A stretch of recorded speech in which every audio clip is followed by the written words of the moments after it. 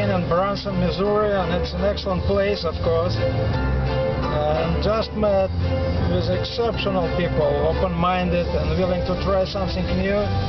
And we had a good discussion about our creative learning project, and specifically Game of Beats. And we will try something new for their tiny project. It's about history, or local history. And of course, as a non-profit organization, they struggle to get funding. And that's what we provide, a mechanism for support, where kids, students create multimedia compositions and they learn about history, and they put sponsor links on their pages.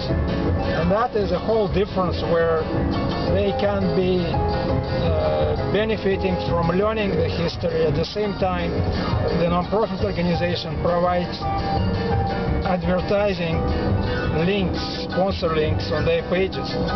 So this is mutually beneficial arrangement, and supports creativity, supports the industry, so corporate giver.